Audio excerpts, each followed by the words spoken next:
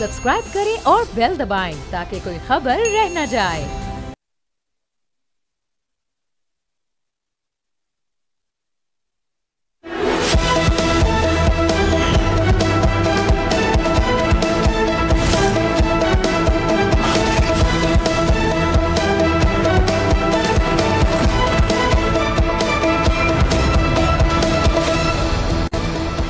अस्सलामुअलैकुम, प्रोग्राम में खुशामदीद। मैं हूं अफसा कोमल। अमरीकी सदर डोनाल्ड ट्रंप गजा में जंग बंदी का प्लान पेश कर रहे हैं और इसके लिए उनकी उम्मीदों का महवर पाकिस्तान समेत 8 मुस्लिम ममालिक हैं। इस हवाले से कल जो एक अहम मुलाकात हुई, इसमें सदर ट्रंप ने इन मुस्लिम ममालिक और गजा के हवाले से बातचीत की है। इन ममालिक की अहमियत पर जोर दे रहे थे। अब हम आपको बताते हैं कि अमरीकी सदर डोनाल्ड ट्रंप गजा जंग को रोकने के लिए किस मंसूबे पर काम कर रहे हैं, जो उन्होंने कल सामने रखा है। अमरीकी न्यूज़ वेबसाइट है एक्सियस, इसकी खबर के मुताबिक सदर ट्रंप के मंसूबे में फौरी जंगबंदी और यरगमालियों की रिहाई, इसराइली अफवाज का गजा से मरहलावार इनकलाब, माइनस हमास फ़लस्तीनी हुकूमत का क़याम और गजा की सिक्योरिटी के लिए अरब और मुस्लिम ममालिक के अमन दस्तों की तैनाती शामिल है।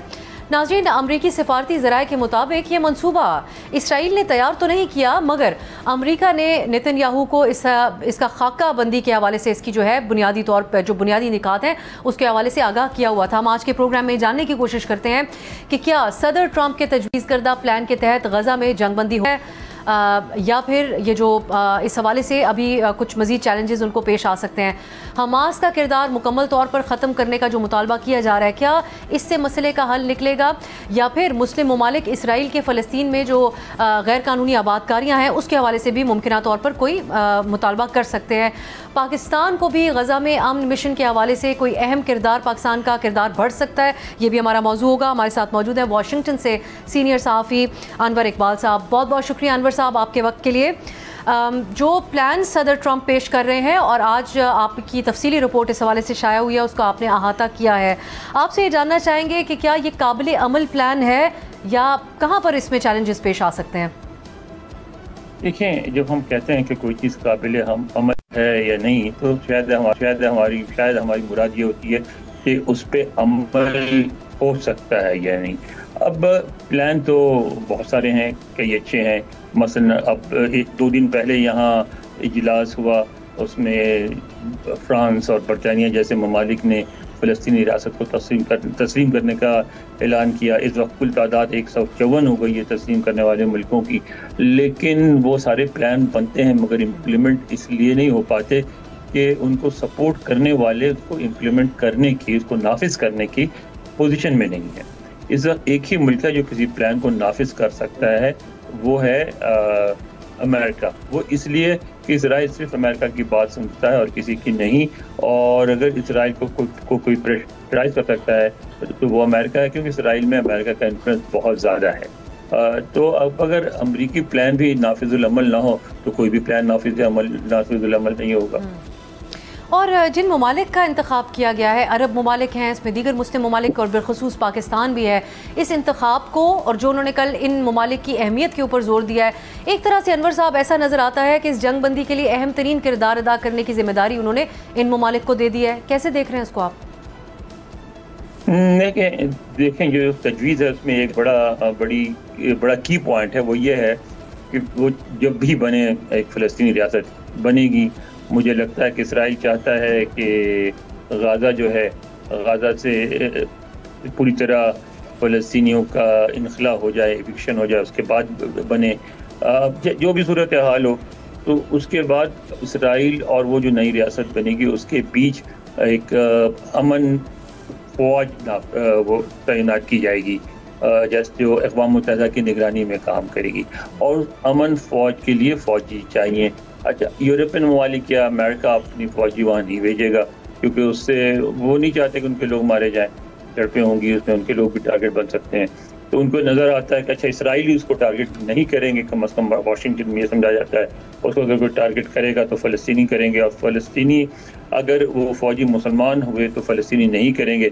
और अमेरिका समझता है कि अक़वाम मुत्तहिदा की निगरानी में अगर मुसलमान फ़ौज वहाँ नाफिज की जाए तो अमेरिका इस पोजीशन में रहेगा। जो ममालिक हैं, मसलन पाकिस्तान है या इंडोनेशिया है या सऊदी अरब है, ये कोई भी अमेरिका के ख़िलाफ़ नहीं जाएंगे।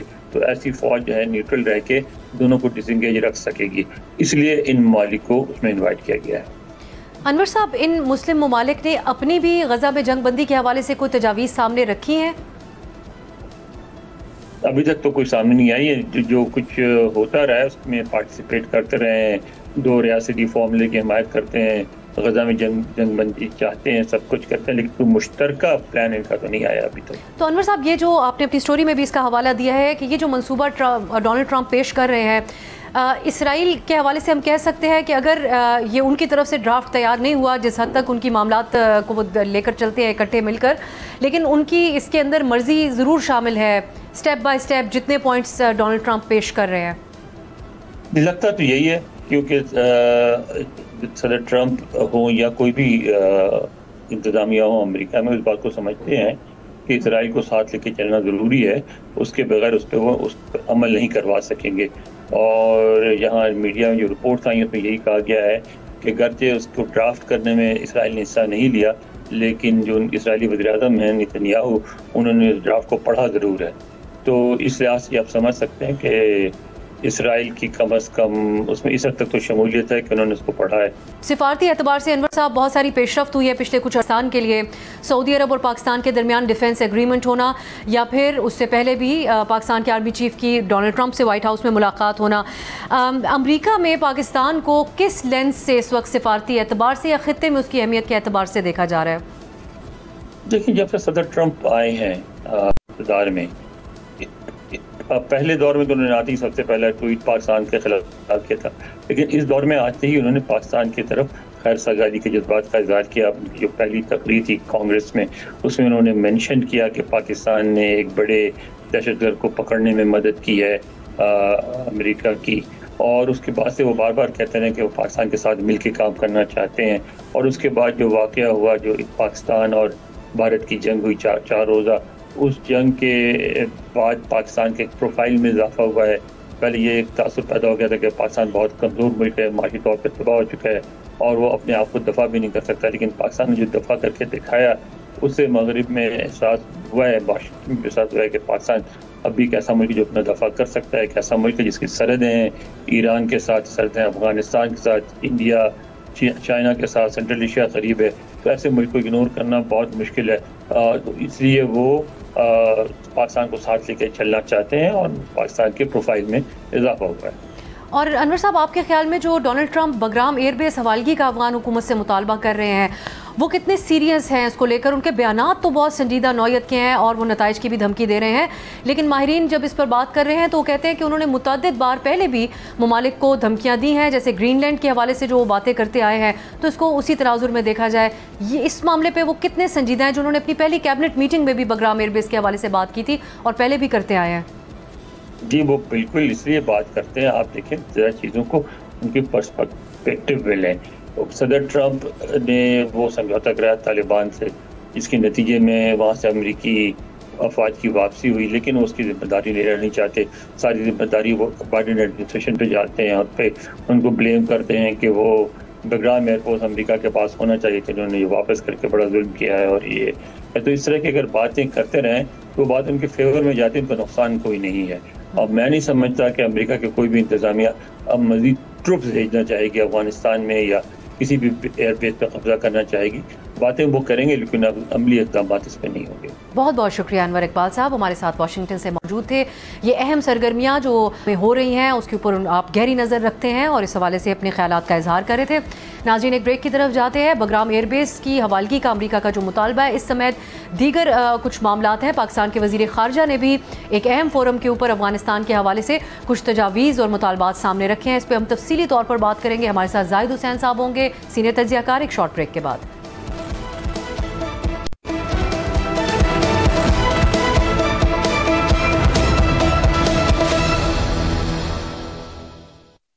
ब्रेक के बाद खुशामदीद। ये अहम जो मौज़ूआत हैं, कल न्यूयॉर्क में होने वाली अमरीकी सदर ट्रंप और मुस्लिम ममालिक के सरबराहान के दरमियान जो मुलाकात है, इस हवाले से भी बात करेंगे। अमरीका का बगराम एयरबेस हवालगी का जो मुतालबा है, इस पर तालिबान का एक रद्द-ए-अमल भी है। इस पर तफसीली तौर पर सीनियर तज्ज़ियाकार जाहिद हुसैन साहब ने आज रोज़नामा डॉन में लिखा है, वो भी हमारा आज का मौजू होगा। हमारे साथ मौजूद हैं जाहिद हुसैन साहब। बहुत बहुत शुक्रिया जाहिद साहब आपके वक्त के लिए। पहले जो हम बात करेंगे, जो कल एक अहम मुलाकात हुई है अमरीकी सदर ट्रंप के साथ, اس میں امریکی صدر کی طرف سے غزہ جنگ بندی کے حوالے سے کچھ تجاویز مسلم ممالک کے سامنے رکھی گئی ہیں، بشمول پاکستان کے پرائم منسٹر اور وزیر خارجہ بھی وہاں پر موجود تھے. کیسے دیکھتے ہیں جو تجاویز امریکی صدر رکھ رہے ہیں سامنے؟ دیکھیں، جو امریکہ کی طرف سے جو تجاویز ہیں وہ میرے خیال کبھی بھی ایکسیپٹیبل نہیں ہو سکتی ہیں. لیکن ایک بنیادی طور پہ اگر آپ دیکھیں کہ خود امریکہ کا جو اس پہ رہی ہے، اس کے اوپر جو رویہ رہا ہے، جب آپ اس کی کل کی تقریر سن رہے ہیں یونائٹڈ نیشن کی جنرل اسمبلی سے، تو ایسا معلوم ہوتا تھا کہ غزہ کا کوئی مسئلہ ہی نہیں ہے، جو مسئلہ ہے وہ اسرائیل کا ہے. اچھا، اس میں جب آپ یہ رویہ رکھتے ہیں کہ اس کے دوسرا انہوں نے تنقید بہت سخت کی، جس میں ایک سیز فائر کی بات کی تھی اور فلسطین کو جو ہے ایک الگ ریاست بنانے کی جو ایک قرارداد منظور کی ہے تقریباً 142 ملکوں میں، اس کی بھی جو ہے انہوں نے بہت سخت تنقید کی ہے. اب مسئلہ یہ آتا ہے کہ اس میں تمام چیزوں پہ اگر دیکھا جائے تو ان کی طرف سے جو بھی تجاویز ہوں گی، مجھے نہیں پتا کیا ہے کہ نہ ہی اس کی کوئی تفصیل آئی ہے ابھی تک، اس کے مجھے نہیں، میں نے کہیں دیکھا نہیں اس کی تفصیل کیا ہے. لیکن ایک صاف بات نظر آتی ہے کہ وہ جو کچھ بھی ہے وہ اس کا مقصد یہ ہے کہ اسرائیل کو کیا دفاع، جو ایک امریکہ کا ایک پیٹ سبجیکٹ بنا ہوا ہے کہ رائٹ ٹو ڈیفینس، اور اس کو جو ہے غزہ پہ حملے کو بھی جسٹیفائی قرار دیتے ہیں. اور یہ تمام چیزیں جو ہیں اب تک جو ہے دیکھیں ٹرمپ نے آج تک جو ہے قطر پہ حملہ کی ایک مذمت تو کی ہے، لیکن آج تک اسرائیل پہ جو ہے کو کرٹیسائز نہیں کیا جس نے وہ حملہ کیا تھا.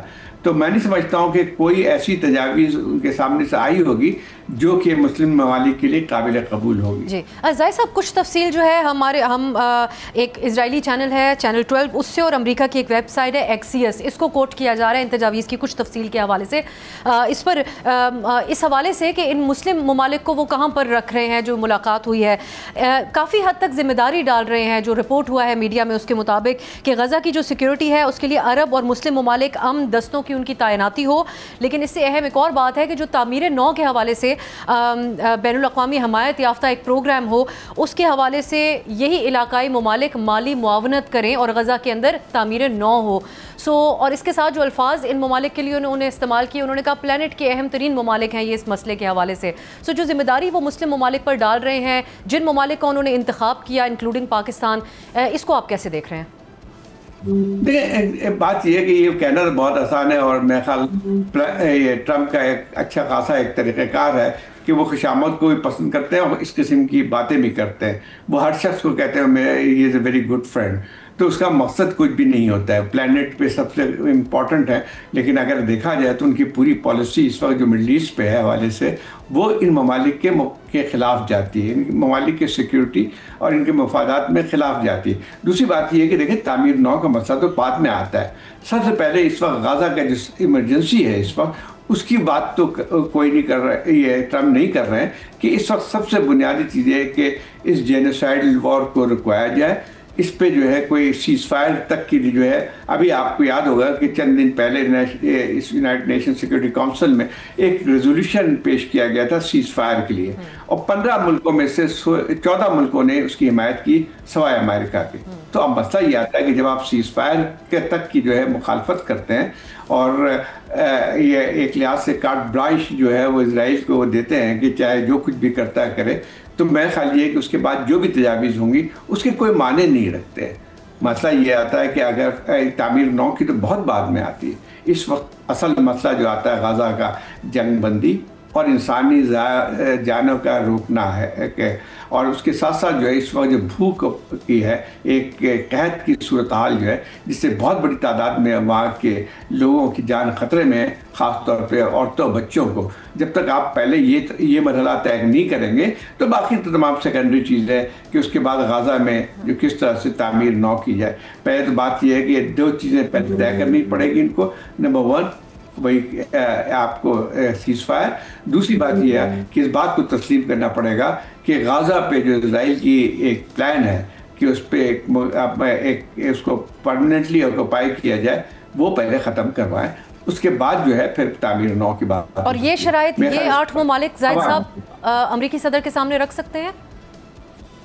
میرے خیال اگر نہیں رکھا ہے تو ان سے زیادہ بزدلی تو اور کوئی بات نہیں ہو سکتی ہے. میرے خیال ہمارے یہاں سب سے بڑا پرابلم یہی بن کے آتا ہے اسلامی ممالک کی کہ ایک اب اپنے یعنی امریکہ کی جس طرح سے وہ ایک چاپلوسی کرتے ہیں، کہہ لیں، میں تو اس کا لفظ استعمال کر رہا ہوں کیونکہ ہم نے دیکھا یہی چیز ہے. تو مسئلہ یہ آتا ہے کہ اس وقت تھا کہ جو ہے اگر فرض کیجئے کہ اسلامی ملک کی جو اتنا بلاک جو کہتے ہیں کہ بہت بڑی طاقت ہے، تو اس طاقت کا کبھی نہ کبھی اظہار تو کرنا چاہیے، ایک پریشر تو ڈالنا چاہیے، اور بہت اچھی طرح پریشر ڈال سکتے تھے اگر مسلم ممالک پہلے سے کوئی ایک لائے عمل بناتے. اب اس کو دیکھ لیں، جو قطر کی جو سمٹ ہوئی اس میں کوئی ایسا لائے عمل نہیں بنایا ہے انہوں نے.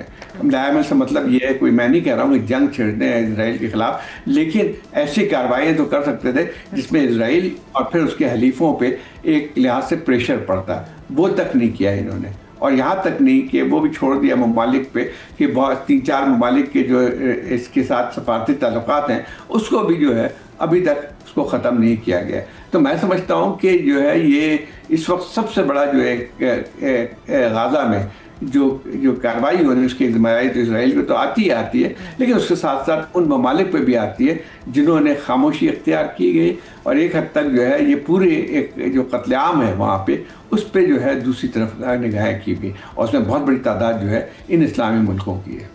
اب بگرام ایئر بیس کی حوالگی کا امریکہ کی طرف سے جو مطالبہ کیا جا رہا ہے اور طالبان کا ایک رد عمل بھی ہے، آپ کا اس پہ تفصیلی تجزیہ ہے جو روزنامہ ڈان میں آج شائع ہوا، ہمارے ناظرین پڑھ سکتے ہیں.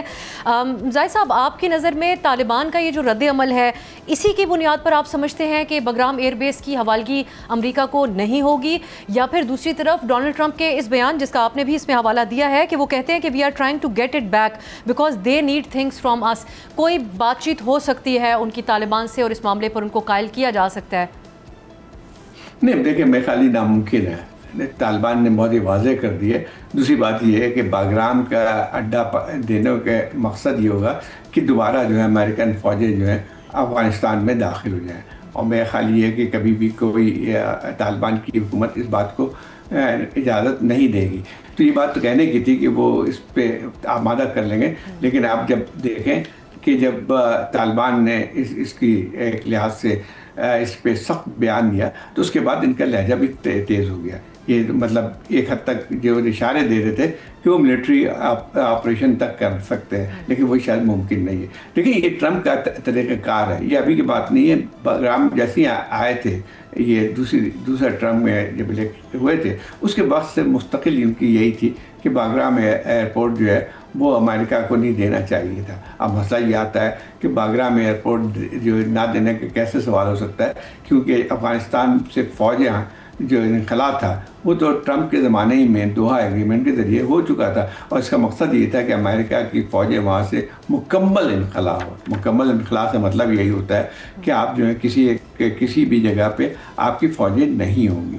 اب ایک اور چیز آتی ہے کہ ٹرمپ کا ایک وہ ہے، آپ کو یاد ہوگا کہ ابھی جیسے ہی آئے تھے تو انہوں نے ایک دھمکی دی تھی کہ وہ گرین لینڈ پہ بھی قبضہ کر لیں گے اور اس کے ساتھ ساتھ پناما کینال پہ بھی قبضہ کر لیں گے. لیکن اگر آپ دیکھیں تو کیا ہوا، 8 مہینے 10 مہینے گزر چکے ہیں، اس پہ کہاں پہ ان کا وہ قبضہ کرنا اتنا آسان کام نہیں ہے.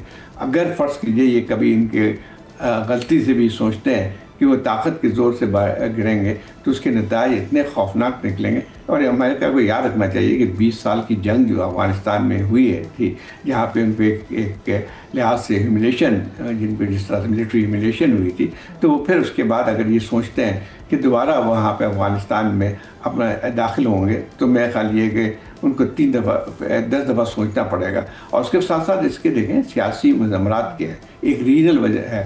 اس وقت جو ہے انہوں نے ان کو ٹرمپ کا سب سے بڑا نشانہ چائنا بھی تھے.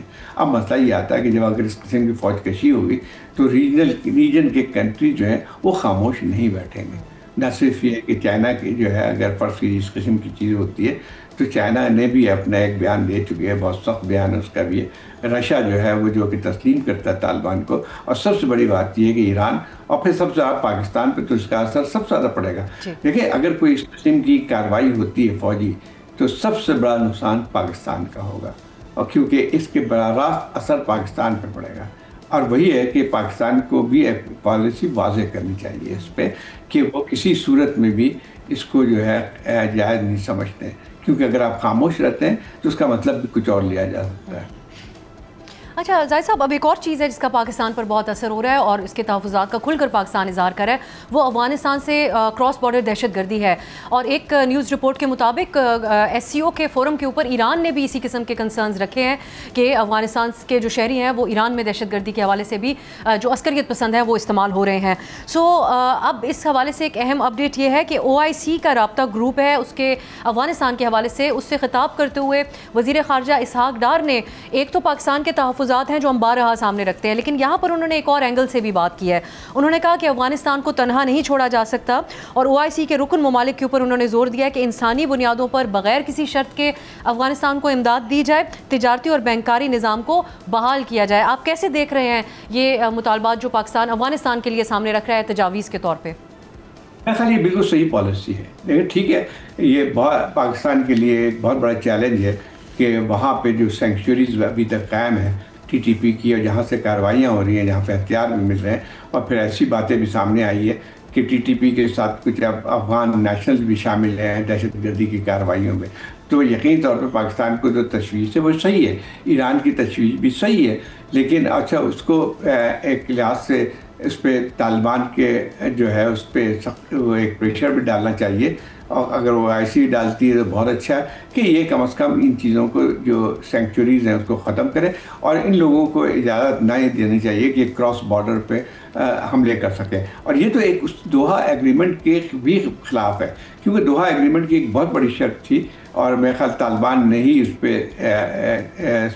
دستخط کیے تھے کہ اس میں یہ تھا کہ افغان سوائل کو کسی بھی ایک لحاظ سے دہشت گردی کی کارروائیوں کے لیے استعمال نہیں ہونے دیا جائے گا. تو میرے خیال خود اس کی طالبان نے جو ایک لحاظ سے ایک کمٹمنٹ تھی اس سے انحراف ہے. لیکن اس کے ساتھ ساتھ یہ بات بالکل صحیح ہے کہ جیسے ڈار صاحب نے کہا کہ ان کے جو مدد کرنی چاہیے ہیومینیٹیرین، کیونکہ اگر فرض کیجئے دو الگ الگ چیزیں ہیں. آپ ایک چیز تنقید تو کر سکتے ہیں یہ افغانستان پہ اور سختی بھی کر سکتے ہیں کہ جو اس کے یہ دہشت گردی کی کارروائیاں ہو رہی ہیں، لیکن اس کے ساتھ ساتھ ایک بہت بڑا ایک انسانی مسئلہ ہے، اس پر تو یقین صحیح بات کی کہ ان کی مدد کرنی چاہیے. کیونکہ اگر فرض کیجئے وہاں پہ اس قسم کی ہوتی ہے بھوک تو اس کے اثرات جو ہیں بہت ہی گہرے ہوں گے اور خطرناک بھی ہوں گے.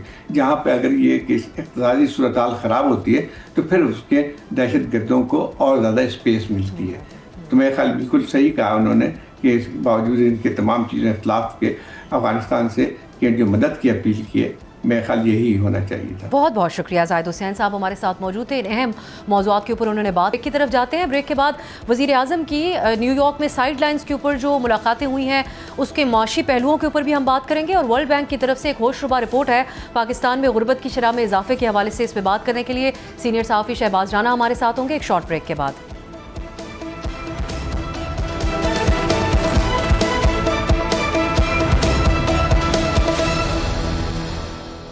بریک کے بعد خوش آمدید. پاکستان کے وزیر اعظم اقوام متحدہ کی جنرل اسمبلی کے اجلاس کے لیے امریکہ کے دورے پر ہیں اور اسی حوالے سے ہم تفصیلی طور پر بات کر رہے ہیں. یہاں پر معاشی حوالوں سے بھی ان کی دو سائیڈ لائنز کے اوپر اہم ملاقاتیں ہوئی ہیں.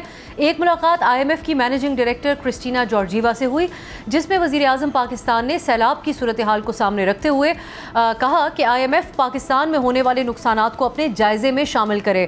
ان کی دوسری اہم ملاقات ورلڈ بینک کے صدر اجے بنگا سے ہوئی اور انہیں حکومت کی معاشی اصلاحات کے ایجنڈا کے حوالے سے انہوں نے آگاہ کیا. صحافی شہباز رانا کی رپورٹ کے مطابق ورلڈ بینک کی غربت کے حوالے سے ایک رپورٹ شائع ہوئی ہے جس میں یہ انکشاف کیا گیا ہے کہ پاکستان کا موجودہ معاشی ماڈل غربت میں کمی لانے میں ناکام ہو گیا ہے اور شرح غربت 8 سال کی بلند ترین سطح پر پہنچ گئی ہے. پچھلے 3 سالوں میں غربت کی شرح میں 7% اضافہ ریکارڈ کیا گیا ہے. پاکستان کے سرکاری اعداد و شمار کے مطابق شرح غربت 25.3% ہے جبکہ عالمی پیمانے کے مطابق غربت کی شرح 44.7% ہو گئی ہے. مڈل کلاس کے حوالے سے بتایا کہ مڈل کلاس طبقہ جو کہ آبادی کا 42.7% ہے وہ بھی معاشی تحفظ کے لیے مشکلات کا شکار ہے اور متوسط طبقے کو بھی پینے کا صاف پانی، نکاسی آب اور سستی توانائی، اس کے ساتھ ساتھ رہائش کے لیے بھی جو سہولیات ہیں اس میں محرومیوں کا سامنا ہے. پاکستان کے 15 سے 24 سال کے 37% نوجوان روزگار سے محروم ہیں. یہ تمام تفصیلات اس میں سامنے رکھی گئی ہیں. ہم ان دو حوالوں سے ہی بات کریں گے کہ حکومت IMF سے اس سیلاب کی جو صورتحال ہے اس کو سامنے رکھتے ہوئے کس قسم کا ریلیف چاہتی ہے اور کیا ریلیف مل سکتا ہے. दूसरा, वर्ल्ड बैंक की जिस रिपोर्ट का हमने हवाला दिया है, इसमें कि माशी मॉडल के हवाले से जो इंकशाफात किए गए हैं, हुकूमत इस बारे में क्या इस्लाहात का इरादा रखती है। इस पर बात करने के लिए हमारे साथ मौजूद हैं सीनियर सहाफ़ी शहबाज राना साहब। बहुत बहुत शुक्रिया शहबाज साहब आपके वक्त के लिए। पहले हम बात करते हैं वज़ीर आज़म की न्यूयॉर्क में जो साइड लाइन्स के ऊपर MD IMF से मुलाकात हुई है। पाकिस्तान में हालिया सैलाब जिस हवाले से आलमी इदारे भी कंसर्न रखते हैं कि यहाँ पर फूड सिक्योरिटी के हवाले से सख्त चैलेंजेस का आइंदा दिनों में सामना होगा, उन्होंने ये नुकसानात के हवाले से तफसील MD IMF के सामने रखी है और अपने जायज़े में इसको शामिल करने की दरख्वास्त की है। किस किस्म का रिलीफ मिल सकता है अगर इसके ऊपर गौर करता है IMF? तो देखिए, इसमें जो चीज़ इंपॉर्टेंट है वो ये है कि वज़ीर-ए-आज़म पाकिस्तान के लेवल से एक चीज़ जो है उसको उठाया गया IMF के मैनेजिंग डायरेक्टर के लेवल के ऊपर। ये हाईएस्ट साइड्स हैं दोनों तरफ से, तो उस पर एक उसका एक पॉजिटिव इम्पैक्ट पाकिस्तान के लिए आना तो चाहिए। हैविंग सेड कि जो मीटिंग होती हैं गाइडलाइंस के ऊपर और जो प्राइम मिनिस्टर और मैनेजिंग डायरेक्टर के लेवल के ऊपर, वो उनकी जो नेचर होती है बहुत ज़्यादा टेक्निकल नहीं होती। उसमें एक इन प्रिंसिपल बात की जाती है और आगे से एक जो स्टैंडर्ड रिस्पांस होता है वो सिंपैथी शो की जाती है। किसी इशू के ऊपर कहा जाता है कि जो मिशन चीफ है या कंसर्न जो लोग हैं वो इसको देख लेंगे। हुकूमत पाकिस्तान ने रिक्वेस्ट तो करें और अमूमी तौर पर इस तरह का रिलीफ मिल भी इसलिए जाता है कि जो नेचुरल डिज़ास्टर होती है, खुदा न खास्ता कोई ज़ल्ज़ला आ गया, कोई सैलाब आ गया, कोई पैंडेमिक है, तो वो तो किसी के कंट्रोल में नहीं होता। अनफोर्सिन एक्सपेंडिचर्स होते हैं और अनफोर्सिन एक्सपेंडिचर्स जो है उसके लिए जो लैंडर्स होते हैं वो अलाउ कर देते हैं। बट यहाँ पे दो चीज़ें हैं जिसको देखने की ज़रूरत है। नंबर वन, अनफोर्सिन स्पेंड जो है उसके लिए पैसा कुछ रखा गया, तो अच्छी खासी रकम रखी गई थी। क्या वो पैसा फुली यूटिलाइज हो गया है? अगर वो पैसा यूटिलाइज हो गया या with in the budget utilise हुआ तो फिर कोई एडिशनल रिलीफ मिलना जो शायद वो मुश्किल हो। दूसरा, इसके अंदर जो चीज़ है कि अभी तक हुकूमत पाकिस्तान के पास कोई फर्म अप नंबर्स नहीं है नुकसानात के, जिसके तो वो नंबर्स नहीं होंगे तो रिलीफ किस चीज़ का होगा। लेकिन मेरी इत्तला ये है कि हुकूमत दो चीज़ों के ऊपर IMF से बात करेगी। एक तो इनका जो प्राइमरी बजट का एक जो हदफ है, दूसरा जो सूबों ने कैश सरप्लस देने हैं। तो ये दो चीज़ें हैं जो टारगेट्स हैं जो हुकूमत चाह रही है रिलैक्सेशन मिल जाए, क्योंकि फ्लड से रिलेटेड अच्छा तो होगा, पर अब उसके कितनी रिलीफ देनी है या नहीं देनी वो उसके बाद डिसाइड होगा। दूसरा शहबाज साहब, वर्ल्ड बैंक की जो रिपोर्ट है जिसमें पाकिस्तान के मौशी मॉडल के हवाले से कहा है कि गुर्बत में कमी लाने में नाकाम रहा है, इस रिपोर्ट पे इस मौशी मॉडल के हवाले से किन खामियों को उजागर किया गया है और हुकूमत क्या इस्लाहात का इरादा रखती है? कितना सीरियस लिया जा रहा है वर्ल्ड बैंक की इस रिपोर्ट को? देखिए, अमूमी तौर पर जब इस तरह की रिपोर्ट्स आती हैं तो उसका एक डिफेंस आ जाता है। जैसे कि कल वर्ल्ड बैंक की रिपोर्ट है, उसकी फाइंडिंग्स पब्लिक होना शुरू हुई, कुछ टीवी चैनल्स ने भी उसके ऊपर अपने ख़बरें चलाई, तो साथ ही वजारत ख़जाना का एक बड़ा ये एक अजीब सा उनकी एक स्टेटमेंट आ गई कि वर्ल्ड बैंक ने उनकी जो नंबर्स है उसको सब्सटेंशिएट कर दिया, उसको सपोर्ट कर दिया। मजमूई तौर पर देखा जाए ये वर्ल्ड बैंक की रिपोर्ट है, ये ओवरऑल जो पाकिस्तान की इकॉनमी का जो स्ट्रक्चर है उसके हवाले से ये काफ़ी क्रिटिकल रिपोर्ट, इसको समझा जाना चाहिए, इसको सीरियस लेना चाहिए। रिपोर्ट बड़ा सिंपल बता रही है आपको कि पहले जो 15 साल थे 2001 से लेकर 2015, 14, 15 तक पाकिस्तान में जो गुर्बत में कमी हो रही थी वो सालाना 3% के हिसाब से हो रही थी। अब जबकि फिर 2014 से जो 2018 का पीरियड था उसमें ये कमी कुछ सालाना 1% से कमी हो रही थी। उसके बाद 18 के बाद बजाय किसी किस्म की भी कमी होने के उसमें इजाफा हो रहा है। उसकी जो उनकी वजूहात उन्होंने बुनियादी तौर पर बताई हैं। पहली बात तो ये कि जो पाकिस्तान का ग्रोथ मॉडल है वो ठीक नहीं है। पाकिस्तान की इकॉनमी जिस तरीके से ग्रो करी वो एक इस तरह की ग्रोथ है कि जो पाकिस्तान में लॉन्ग टर्म में, शॉर्ट टर्म में, गुर्बत में कमी में मदद नहीं दे सकती। तो इसका मतलब ये कि हुकूमत पाकिस्तान को अपना मॉडल चेंज करना है। बट प्रॉब्लम यहाँ पे ये है हम सबसे कि ये जो मॉडल्स हैं इकनॉमिक ग्रोथ के, ये वर्ल्ड बैंक, IMF सपोर्टेड और बैक्ड उनके मॉडल्स होते हैं। हुकूमत पाकिस्तान की अपनी जो तरजीहात हैं वो इतनी इसके अंदर वो फैक्टर इन नहीं होती। अभी भी देख लें पाकिस्तान को ग्रोथ की ज़रूरत है 4, 5, 6% के ऊपर, लेकिन अंडर द IMF प्रोग्राम 2-3% से ज़्यादा ग्रो कर ही नहीं सकते। उसकी भी वजूहात हैं जिसमें इन इदारों से ज़्यादा हुकूमत का भी कसूर है कि जो हमारे स्ट्रक्चरल प्रॉब्लम्स हैं, जिन वजूहात की वजह से अगर हम ज़्यादा ग्रो करते हैं तो हमारा करंट अकाउंट का खसारा आ जाता है, बजट खसारा आ जाता है, वो over a period of time उनको एड्रेस नहीं किया गया तो ग्रोथ नहीं होती। तो इस दूसरी चीज़ इसके अंदर ये है कि जिन शोबों से ग्रोथ आ रही है या जिन शोबों से लोगों की आमदन में इजाफा हो रहा था जिससे गुर्बत में कमी होती, वो शोबे जो हैं वो उसमें सही तरीके से वहाँ से लोगों को अपॉर्चुनिटीज़ क्रिएट नहीं हो रही। پہلے جب یہ غربت میں زیادہ کمی ہو رہی تھی تو لوگ نان ایگریکلچر سیکٹر میں جا کے گئے, وہاں سے ان کو لیبر کی اپارچونیٹیز پیدا ہوئی, فیکٹریوں میں گئے. اب جو اس کی ورلڈ بینک کی فائنڈنگز ہیں, ہماری جو زیادہ لیبر اس کی جو کھپت ہو رہی ہے وہ کنسٹرکشن سائڈ میں ہو رہی ہے. اب کنسٹرکشن کے اندر آپ کو پتہ ہے لو ویجز ہوتے ہیں, آن این ایوریج 1400-1500 روپے پر ڈے کے اوپر ایک مزدور کام کر رہا ہے, 2000 کے اوپر سیمی اسکل کا جو ایک ہے وہ اس کے جو لیبر ہے وہ کام کر رہی ہوتی ہے. تو which is not a good figure کہ کسی کے لیے ڈیلی کی جو اس کی نیڈز ہیں وہ پوری کرے. تو میرے خیال میں حکومت نے ابھی تک تو اس رپورٹ کو سنجیدہ نہیں لیا, اس کو زیادہ سنجیدہ لینے کی ضرورت ہے. اور نوجوانوں کے حوالے سے اس رپورٹ کے اندر جو یہ کتنی سنجیدہ بات ہے آپ کی نظر میں؟ ہم اپنی نوجوان پاپولیشن کے حوالے سے تو بڑا فخری انداز میں یہ بات پیش کرتے ہیں, لیکن نہ ان کے پاس نوکریاں ہیں اور نہ ہی وہ وسائل ہیں جس سے وہ تعلیم حاصل کر سکیں, نہ یہ سہولیات اسٹیٹ لیول پر دی جا رہی ہیں ان کو. دیکھیں جو پاکستان کا پولیٹیکل لینڈسکیپ چینج ہوا نا 2018 کے بعد, یا ایون اس سے پہلے بھی, اس میں ہماری جو یوتھ تھی اس کا مائنڈ سیٹ تھا, اس کی جو فرسٹریشنز تھیں, اس کی لیک آف اپارچونیٹیز تھیں, اس کے لیے وہ ایک بڑی وجہ تھی. تو سیاست کے جو مختلف زاویے ہیں اس کو تبدیل کرنے کی تو بات کی جاتی ہے, لیکن وہ وجوہات جس کی وجہ سے پاکستان کی جو یوتھ ایک پرٹیکولر سیاسی جماعت کی طرف ان کی طرف غور نہیں کیا جاتا. آج بھی جو اس رپورٹ کے اندر میجر ایک فائنڈنگ ہے, ان کی آبزرویشن ہے, وہ یہ ہے کہ پاکستان کی جو یوتھ ہے جو تقریباً 43% آف دا ٹوٹل پاپولیشن بنتی ہے, وہ اس کے پاس فل اکنامک سیکیورٹی نہیں ہے, اس کے پاس جو بیسک منیمم اس کی ریکوائرمنٹس ہیں وہ میٹ نہیں ہوتی. جب جس یوتھ کی بیسک منیمم ریکوائرمنٹس نہیں پوری ہوتی, وہ ان امپلائڈ ہے, اس کے پاس شیلٹر نہیں ہے, اس کے پاس کھانے کے لیے پراپر فوڈ نہیں ہے, تو وہ پھر کیا کرے گی؟ وہ فرسٹریٹ ہوگی. جب فرسٹریشن ہوگی تو وہ ایسی ایکٹیویٹیز میں اپنے آپ کو انگیج کرے گی جو کہ کسی بھی ملک کے لیے ٹھیک نہیں ہے. دوسری آپشن ان کے پاس یہ ہوتی ہے کہ وہ ملک چھوڑ کے چلا جائے. اب ہر کسی کے پاس تو یہ چوائس نہیں ہے, نہ وسائل ہوتے کہ ملک چھوڑ کے چلا جائے. تو اوور آل اگر دیکھا جائے اس چیز کو زیادہ سنجیدگی سے لینے کی ضرورت ہے. یوتھ جو ہے جو کسی بھی کنٹری کا بیک بون ہوتی ہے, آپ دیکھیں جو ایجڈ پاپولیشن جن کنٹریز کے اندر ان کے سیریس ایشوز آ رہے ہیں, وہ اب لیبر کو امپورٹ کر رہے ہیں بجائے کہ وہ لیبر کو ایکسپورٹ کرے. پاکستان ابھی بھی اس کیٹیگری میں جہاں پہ لیبر ایکسپورٹ کر رہا ہے. تو اگر یہ ٹرینڈ جاری رہا, ہماری نہ صرف یوتھ جو کہ اس وقت اس کے ایشوز ہیں, اگر ہماری اس کے اندر بھی جو ہماری کریم ہے یوتھ کے, اور ملک چھوڑ کے جانا شروع ہو گئی, جو کہ جانا شروع ہو چکی ہے, اور یہ جو ایک سپیڈ اس میں آ جاتی ہے ان کے مائگریشن میں, تو ہمیں ریمیٹنس تو آ رہے ہیں, لیکن اس کے ساتھ یہ بھی دیکھیں کہ پاکستان میں ٹیلنٹ ختم ہو رہا ہے. روپیہ تو آ رہا ہے, ٹیلنٹ نہیں رہے گا, تو پھر اس روپے کا جو لوگوں کی نیڈز پوری کر رہا ہے اس سے زیادہ اس کا فائدہ نہیں ہوگا. تو اس کے اوپر ابھی تک انفارچونیٹلی کسی بھی حکومت نے اس کو پراپرلی اسٹریٹجائز نہیں کیا. ہر حکومت نے اس یوتھ کا اس کا جو سیاسی استعمال ہے وہ تو ضرور کیا ہے, بٹ ان کے بینیفٹ دینے کے لیے ان کی جو گریوینسز ہے, جینون ان کی جو ریکوائرمنٹس ہیں کہ وہ معاشرے کے اندر ان کو اکنامک سیکیورٹی, اس کے اوپر ابھی تک کام نہیں ہو پا رہا. اور اس معاملے کو موجودہ معاشی ماڈل میں کہیں پر بھی ایڈریس نہیں کیا ہوا. بہت بہت شکریہ شہباز رانا صاحب ہمارے ساتھ. ناظرین آج کے لیے اجازت دیجیے, خدا حافظ.